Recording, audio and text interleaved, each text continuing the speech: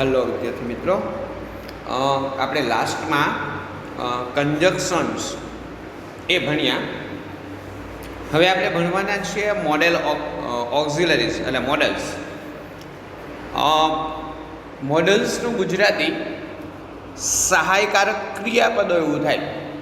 હવે જુઓ, આપણે 9મા ધોરણમાં બેઝિક ગ્રામર 10માનું મોટાભાગનું ભણવાનું આવે છે.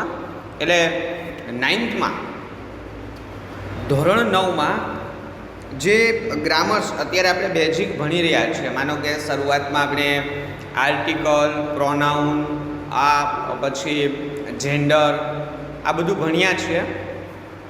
એ બધું જ તમારું 10મા ધોરણનું બેઝિક ગ્રામર છે. 9થમાં તો આપણે એમનો પેપર સ્ટાઇલમાં ઉપયોગ આવે જ છે, પણ સાથે સાથે 10મા ધોરણમાં આપણે આ ગ્રામર છે ખૂબ જ ઉપયોગી થવાનું છે. એટલે આપણે 9થમાં 9મા ધોરણમાંથી 10મામાં જઈએ એમની પહેલાં આ બેઝિક ગ્રામર છે, એમની બેઝિક માહિતી, બરાબર, મૂળભૂત પાયાની માહિતી છે ગ્રામેટિકલી, એ આપણી પાસે હોવી એ ખૂબ જ જરૂરી છે. હવે આપણે વાત કરીએ મોડેલ સહાયક ક્રિયાપદોની. તો આ માત્ર સહાયક ક્રિયાપદો એ ખાલી તમને પેપરમાં જ ઉપયોગી થાય એવું નથી.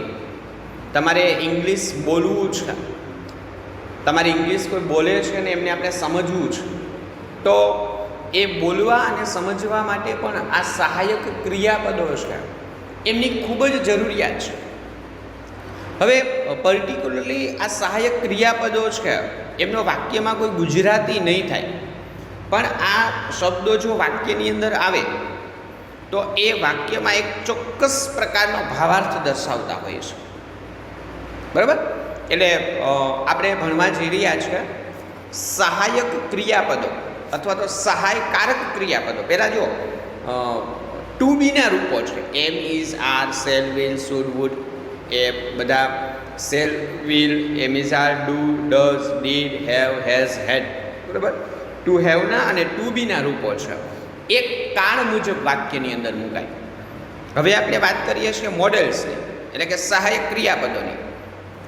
તો મોડેલ્સ એટલે સહાયકારક ક્રિયાપદો અથવા હેલ્પિંગ વર્બ. અંગ્રેજી ભાષામાં will, shall, can, could, would, may, might, should, must અને હેવ ટુ વગેરે સહાયકારક ક્રિયાપદો છે.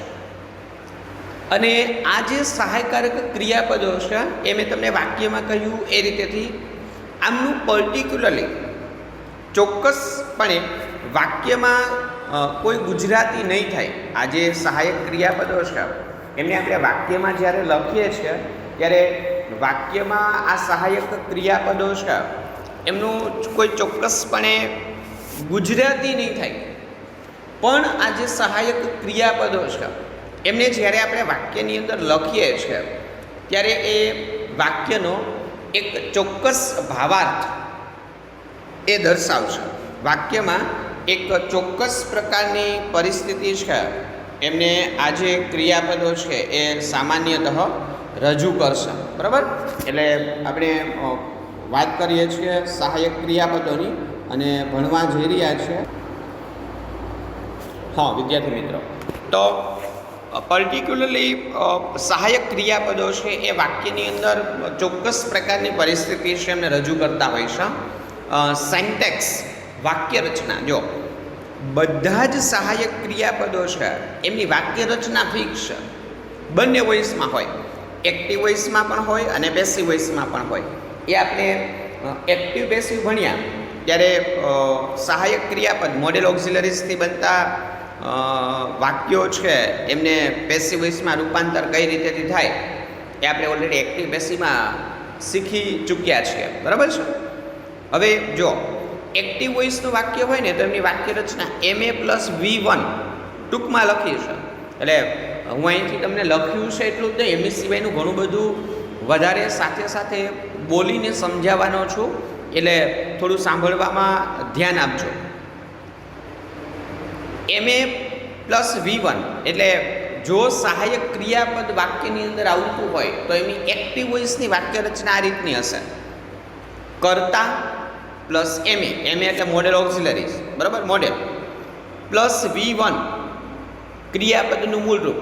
એક્ટિવ વોઇસમાં મોડેલ ઓક્સિલરી લખીએ એટલે કોઈ પણ મોડેલ ઓક્સિલરી તમે લખો એમના પછીથી V1 ક્રિયાપદનું મૂળ રૂપ જ આવે, પ્લસ કર્મ પ્લસ OW, બરાબર, આ રીતની વાક્ય રચના બનશે.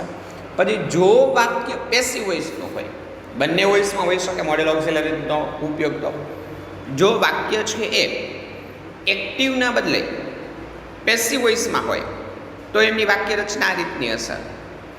MA plus B plus V3 એટલે કે કર્તા પ્લસ MA એટલે કે મોડેલ ઓક્સિલરી જે આવતું વાક્યમાં હોય એ મુકાય, પછીથી B મુકાય સાદા ભવિષ્યકાળની જેમ, પછીથી V3, પછી કર્મ, પછી V3, પછી બાય પ્લસ કર્તા, આખી પેસિવ વોઇસની વાક્ય રચના લખી દે, બાય પ્લસ કર્તા પ્લસ OW, બરાબર, એ રીતની પેસિવ વોઇસની વાક્ય રચના બનશે.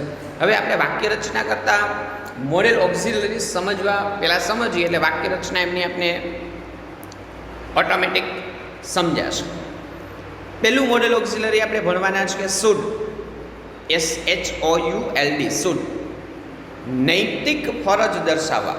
આ મોડેલ ઓક્સિલરી શુડ છે એમનો ઉપયોગ વાક્યની અંદર ક્યારે થાય તો કે ભાઈ શુડ એ વાક્યની અંદર આપણે નૈતિક ફરજ જ્યારે દર્શાવી હોય. નૈતિક એટલે કોઈ વ્યક્તિ છે એમને પોતાની જાતે જ એ કાર્ય કરવાનું છે. દાખલા તરીકે હું એમ કહું કે ભાઈ આપણે આપણા માતા પિતા છે એમની આજ્ઞાનું પાલન કરવું જોઈએ, તો હવે માતા પિતાની આજ્ઞા છે એમનું પાલન કરવું એ આપણી નૈતિક ફરજ થઈ. હું એમ કહું કે ભાઈ તમારે તમારું હોમવર્ક પૂર્ણ કરવું જોઈએ, તો તમારે તમારું હોમવર્ક પૂર્ણ કરવાનું છે, એ તમારી નૈતિક ફરજ છે, તમારે નૈતિકતાના ધોરણે એ કાર્ય કરવાનું છે. તો વાક્યની અંદર જ્યારે આપણે નૈતિક ફરજ દર્શાવતા હોય તો આવી નૈતિક ફરજ દર્શાવવા માટે વાક્યમાં મોડેલ ઓક્સિલરી તરીકે શુડનો ઉપયોગ થાય. બીજી રીતેથી કહીએ તો શુડ એટલે જોઈએ, જો એમનું ગુજરાતી વાક્યની અંદર કરીએ ને તો કે ભાઈ જોઈએ, ગુજરાતી થાય નહીં તો આપણે સમજવા માટે વાત કરીએ છીએ. જોઈએ એવું આપણે કહેવા માંગતા હોય ને, હું એમ તમને એમ કહું કે તમારે તમારું હોમવર્ક પૂર્ણ કરવું જોઈએ, માતા પિતાની આજ્ઞાનું પાલન કરવું જોઈએ, આપણા ઘરની આજુબાજુમાં સ્વચ્છતા રાખવી જોઈએ, તો આ બધું જોઈએ છે આવે ને એ શુડ દર્શાવે. એટલે જો શુડ નૈતિક ફરજ સૂચવે છે. હવે પેલું લખ્યું છે કે વાંચીને આપણે સમજીએ છીએ. શુડ નૈતિક ફરજ સૂચવે છે.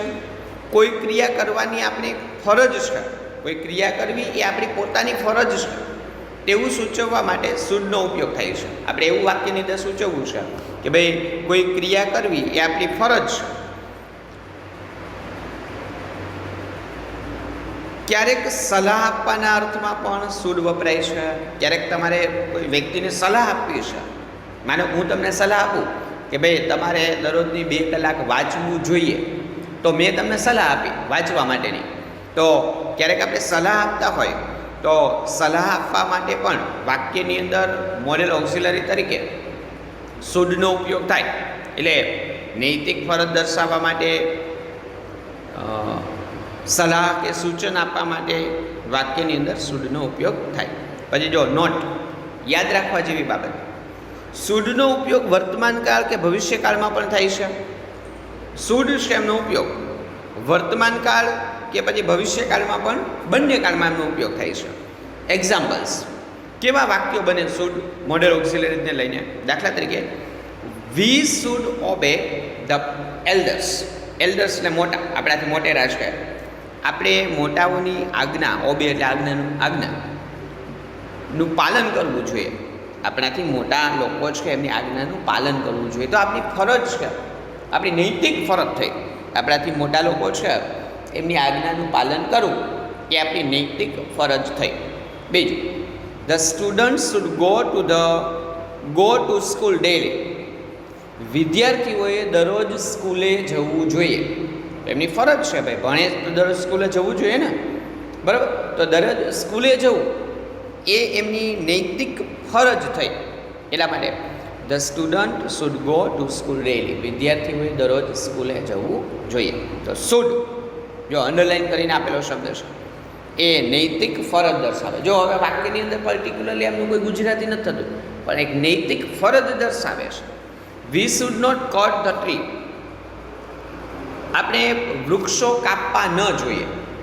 ટ્રીઝ, આપણે વૃક્ષો કાપવા જોઈએ નહીં. તો આપણી નૈતિક ફરજ છે કે ભાઈ આપણે વૃક્ષો ન કાપવા જોઈએ. બરાબર. હું એ જ રીતેથી તમને એમ કહું કે ભાઈ તમારે ઘરની આજુબાજુમાં સ્વચ્છતા રાખવી જોઈએ. તો you should keep cleanliness in your surrounding area. બરાબર. તમારી આજુબાજુમાં તમારે સ્વચ્છતા રાખવી જોઈએ. હું તમને એમ કહું, તમારે તમારું હોમવર્ક પૂર્ણ કરવું જોઈએ. તો you should complete your homework, તમારે તમારું હોમવર્ક પૂર્ણ કરવું જોઈએ. પછી માની લો કે ડૉક્ટર પાસે તમે ગયા હોય અને ડૉક્ટર તમને એમ કહે કે ભાઈ તમારે આ દવા છે ને એ દૂધ સાથે લેવી જોઈએ, તો એને આપણે સલાહ સૂચન કર્યું. તો એમ કે you should take this medicine with milk. બરાબર. દવા સાથે તમારે દૂધની સાથે તમારે આ દવા છે એ લેવી જોઈએ. તો આ રીતેથી વાક્યની અંદર જ્યારે નૈતિક ફરજ દર્શાવી હોય, વાક્યમાં જ્યારે નૈતિક ફરજ દર્શાવવામાં આવતી હોય, તો એ વાક્યની અંદર દર્શાવાતી નૈતિક ફરજ છે એમના માટે કંજક્શન શુડનો ઉપયોગ થાય છે. રાઈટ. બરાબર. એટલે કંજક્શન મોડેલ ઓક્સિલરી શુડનો ઉપયોગ. ત્યાર પછી વાત કરીએ આપણે બીજું મોડેલ ઓક્સિલરી મસ્ટ. પહેલાં તો મસ્ટ માટે આપણે એક બાબત યાદ રાખવાની કે ભાઈ મસ્ટ એક ફરજિયાતપણું દર્શાવે. જ્યારે આપણે વાક્યમાં કોઈ કાર્ય ફરજિયાત એવું કહેતા હોય ને તો એવું દર્શાવવા માટે, એટલે બીજી રીતેથી કહીએ ને તો મસ્ટ અનિવાર્ય ફરજ દર્શાવવા માટે વપરાય. અનિવાર્ય ફરજ એટલે શું થયું? અનિવાર્ય એટલે કે તો ભાઈ એવી વસ્તુ જેમના વગર ચાલે એમ જ નથી. ફરજિયાતપણું દર્શાવીએ આપણે, એટલે કે જે કાર્ય ફરજિયાત કરવું જ પડે એમ હોય.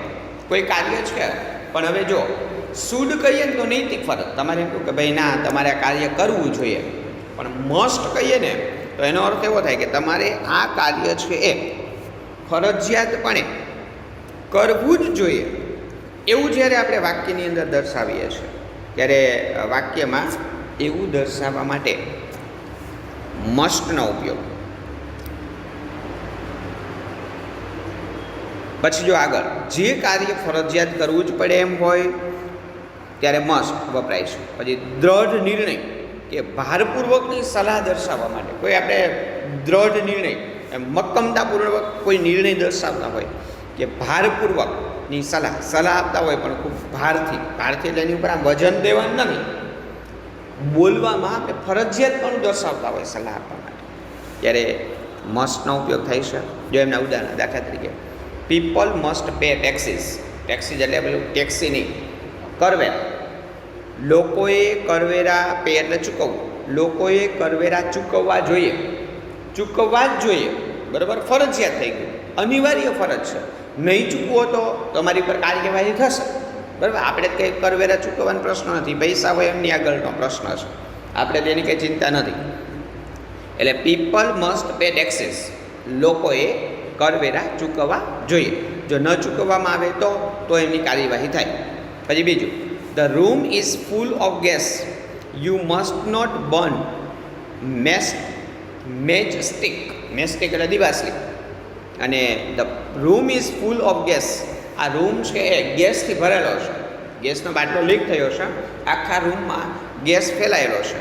તો you must not burn match stick, તો તમારે દિવાસળી સળગાવવી જોઈએ નહીં. તો આ કેવી થઈ બાબત?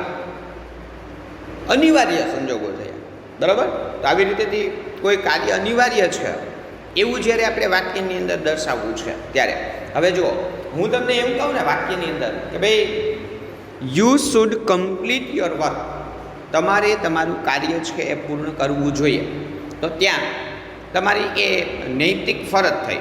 પણ હું એમ કહું ને you must complete your work, તો મારા તરફથી તમને ફરજિયાતપણે આપવામાં આવતું કાર્ય થયું, તમારે તમારું હોમવર્ક પૂર્ણ કરવાનું જ છે. બરાબર. તો બે વાક્ય એક જ સરખા છે, પણ મસ્ટ અને શુડ, જો આ મોડેલ ઓક્સિલરી આપણે બદલી દઈએ ઉપયોગમાં લેવાતા, બીજું એકના બદલે બીજું મોડેલ ઓક્સિલરી આપણે ઉપયોગમાં લઈએ અથવા તો બીજું મોડેલ ઓક્સિલરીનો ઉપયોગ કરીએ તો એ વાક્યનો આખો ભાવાર્થ બદલાઈ જશે. જો પેલું શુડ એ નૈતિક ફરજ, હું એમ કહું ને you should complete your work, તો મેં તમને સલાહ સૂચન કર્યા છે કે મેં તમને યાદ અપાવ્યું ભાઈ તમારી નૈતિક ફરજ છે, તમે 9મું ધોરણ ભણો, તમારે તમારું હોમવર્ક પૂર્ણ કરવું જોઈએ. પણ એમના બદલે હું એમ કહું કે you must complete your work, તો ત્યાં શું થયું, બંનેની વચ્ચે તફાવત શું થયો? તો કે ભાઈ અહીંયા હું તમને ભારપૂર્વક કહું છું કે તમારે તમારું હોમવર્ક પૂર્ણ કરવાનું. તો એમ તમને ચોક્કસપણે કહી દઉં you must complete your homework and tomorrow I will see your homework. તમારે તમારું હોમવર્ક ફરજિયાતપણે પૂર્ણ કરવાનું છે, હું તમારું આ હોમવર્ક આવતીકાલે જોઈશ. બરાબર. તો વાક્યની અંદર જ્યારે આપણે ફરજિયાતપણું દર્શાવી દઈએ છીએ, અનિવાર્ય કોઈ કાર્ય કરવું એ અનિવાર્ય છે, એમના વગર ચાલશે જ નહીં, એમની વગર પોસિબલ જ નથી, એવું જ્યારે આપણે વાક્યની અંદર દર્શાવી દઈએ છીએ ત્યારે એવું દર્શાવવા માટે મોડેલ ઓક્સિલરી તરીકે મસ્ટ મોડેલ ઓક્સિલરી છે એ મસ્ટ છે એમનો ઉપયોગ થશે. રાઈટ. એટલે બે મોડેલ ઓક્સિલરી જ આપણે અત્યાર સુધીમાં સમજ્યા, શુડ અને પેલું આપણે સમજ્યા શુડ, પછી આપણે સમજ્યા મસ્ટ. બરાબર. ઉદાહરણો અહીંયા બે જ લખેલા છે, પણ એમની સિવાય હું સાથે સાથે ઘણા બધા ઉદાહરણો છે એ બોલું છું, એટલે ખાલી આપેલા એક્ઝામ્પલ્સ જે છે એમની ઉપર ધ્યાન ન આપતા સાથે સાથે હું સમજાવી રહ્યો છું, એમની ઉપર પણ ધ્યાન રાખજો.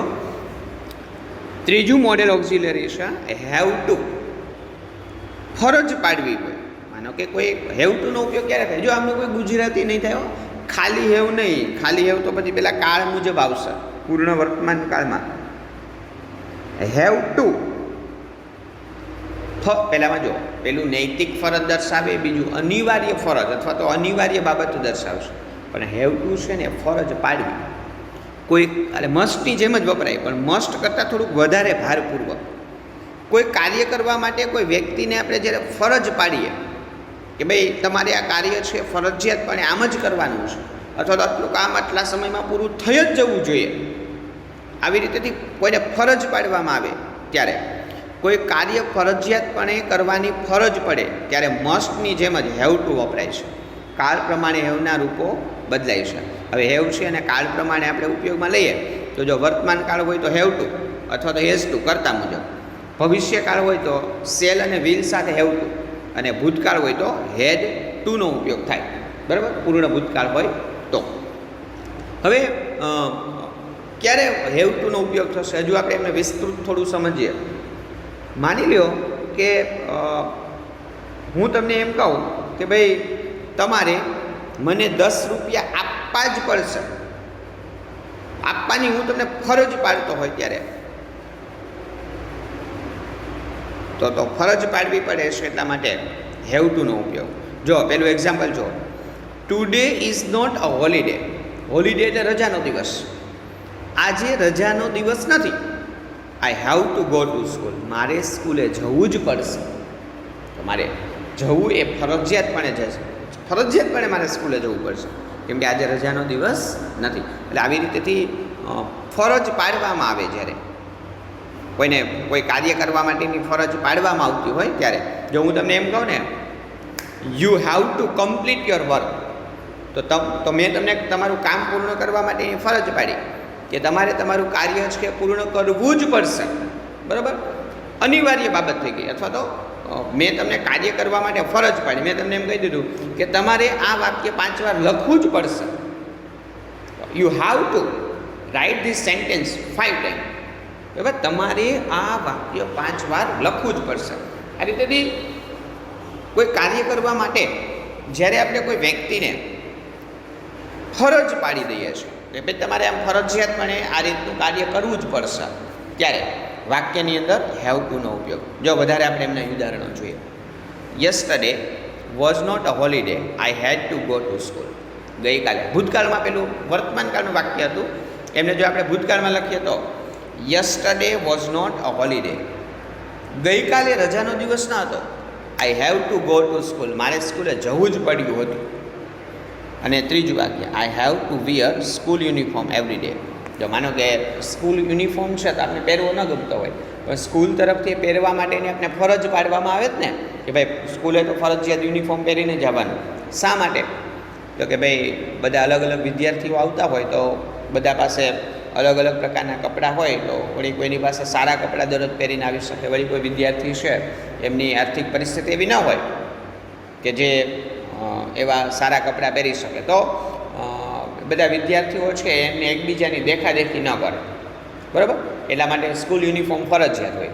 તો I have to wear school uniform every day. એટલા માટે શું કરવામાં આવે કે ભાઈ વિદ્યાર્થીઓને ફરજ પાડવામાં આવે કે ભાઈ સ્કૂલે તો તમારે યુનિફોર્મ પહેરીને જ આવવાનું છે, તો મારે ફરજિયાતપણે સ્કૂલ યુનિફોર્મ પહેરવો જ પડે છે દરરોજ.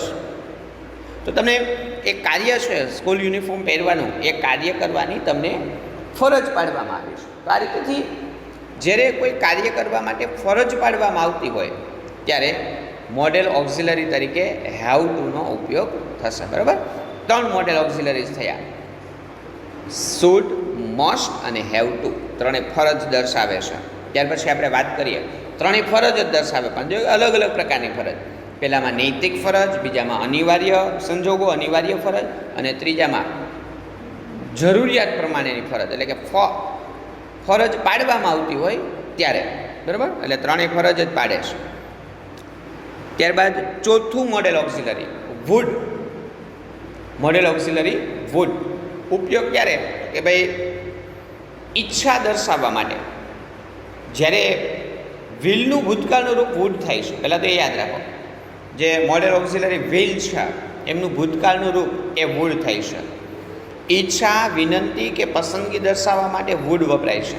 જ્યારે આપણે આપણી ઈચ્છા રજૂ કરતા હોય કે ભાઈ મને આવું ઈચ્છા, મારી ઈચ્છા આવી છે, અથવા તો પસંદગી દર્શાવતા હોય કે કોઈને વિનંતી કરતા હોય વાક્યની અંદર, ત્યારે વુડ વપરાય છે. ત્યારે વુડ વાક્યને જો બધી વિનંતીના અર્થમાં વુડ વપરાય ત્યારે વાક્ય પ્રશ્નાર્થ હોય છે. માનો કે તમે પર્ટિક્યુલર વિનંતી દર્શાવવા માટે વુડનો ઉપયોગ કરીએ તો એ વાક્ય પ્રશ્નાર્થ હશે, અને બીજા પુરુષના સર્વનામ યુ સાથે જ હોય છે, અને ત્યારે એ બીજા પુરુષનું જે સર્વનામ છે યુ એમની સાથે જ હોય. દાખલા તરીકે જો પહેલું વાક્ય, wood you help me, wood you help મી. હા વિદ્યાર્થી મિત્રો, તો કંજક્શન વુડ છે એ વિલનું ભૂતકાળનું રૂપ છે, અને વિનંતી કે પસંદગી કે ઈચ્છા દર્શાવી હોય ત્યારે વાક્યની અંદર આવશે. પણ પર્ટિક્યુલરલી વિનંતી દર્શાવવા માટે જો વાક્યની અંદર આવે, આપણે એમનો ઉપયોગ કરીએ, તો એ જે વાક્ય છે એ વાક્ય એ પ્રશ્નાર્થ બનતું હોય છે, બરાબર? જો દાખલા તરીકે, would you help me to solve this sum. શું તમે મને આ મારો સમ એટલે દાખલો, મને આ દાખલો છે એ સોલ્વ કરવામાં મદદ કરશો? તો અહીંયા વુડ એ વિનંતી દર્શાવે છે. પછી બીજું, what would you like to drink, પસંદગી દર્શાવવા માટે. તમે શું પીવાનું પસંદ કરશો, શું લેવાનું પસંદ કરશો, ઠંડુ કે ગરમ? તો 2 વિકલ્પો છે, એમાંથી પસંદગી દર્શાવી હોય ત્યારે. અને ત્રીજું, I would like to travel by train. મારી ઈચ્છા છે, ઈચ્છા દર્શાવી ત્યારે I would like to travel by train. મને ટ્રેનમાં મુસાફરી કરવાની ઈચ્છા છે. હું એમ કહું, I would like to be a doctor, તો મને ડૉક્ટર બનવાની ઈચ્છા છે. આ રીતેથી ખાસ વાક્યની અંદર આપણી ઈચ્છા દર્શાવતા હોય તો એ વાક્યની અંદર ઈચ્છા દર્શાવવા માટે કંજક્શન વુડ મોડેલ ઓક્ઝિલરી વુડનો ઉપયોગ થશે, બરાબર? ત્યાર પછી નેક્સ્ટ 5મું મોડેલ ઓક્ઝિલરીને આપણે વાત કરીએ તો એ છે કુડ. શક્તિ કે ક્ષમતા દર્શાવવા માટે. આ કુડ એ કેનનું ભૂતકાળનું રૂપ છે, કુડ.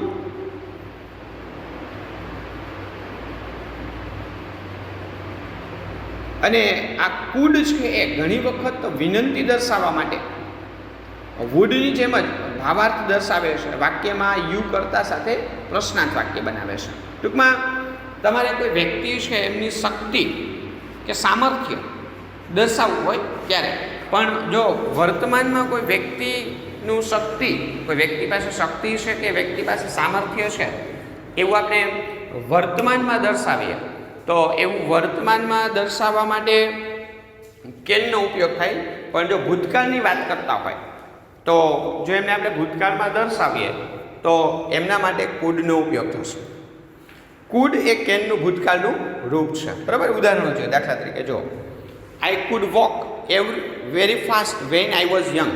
તો જો હું એમ કહું કે આઈ કેન વોક ફાસ્ટ, હું ઝડપથી ચાલી શકું છું, તો વર્તમાન થયું. પણ હું એમ કહું કે હું જ્યારે નાનો હતો ને ત્યારે બહુ ઝડપથી ચાલી શકતો, હવે મારી ઉંમર થઈ ગઈ, હવે હું નથી ચાલી શકતો, તો ભૂતકાળ થયું. તો I could walk very fast, હું ખૂબ ઝડપથી ચાલી શકું છું. વેન આઈ વોઝ યંગ, કે જ્યારે હું નાનો હતો ત્યારે ખૂબ ઝડપથી ચાલી શકતો હતો. બીજું, he could not sing because he was not well. એમણે હી કુડ નોટ સિંગ, એમણે એ ગાઈ શક્યા નહીં, અથવા તે ગાઈ નહીં શકે, એ ગાઈ શક્યા હતા નહીં. Because he was not well, કેમ કે એમની તબિયત સારી હતી નહીં. એટલે ભૂતકાળમાં કોઈ કાર્ય કરવા માટે તમે સક્ષમ નહોતા, ભૂતકાળમાં તમે કોઈ કાર્ય અથવા તો તમે કાર્યક્ષમ નહોતા, એવું જ્યારે આપણે વાક્યની અંદર દર્શાવીએ તો વાક્યની અંદર એવું દર્શાવવા માટે મોડેલ તરીકે સહાયક ક્રિયાપદ તરીકે કુડનો ઉપયોગ થશે. બરાબર. આજે આપણે મોડેલ ઓક્સિલરીઝ છે એમને અહીંયા સુધી રાખીએ છીએ. હજુ આપણે વધારે મોડેલ ઓક્સિલરીઝ છે એ ભણવાના છે, પણ એ વધારે મોડેલ ઓક્સિલરીઝ છે એ આપણે નેક્સ્ટ હવે પછીનો આપણો જે લેક્ચર આવશે એમાં આપણે ભણીશું. ઓકે.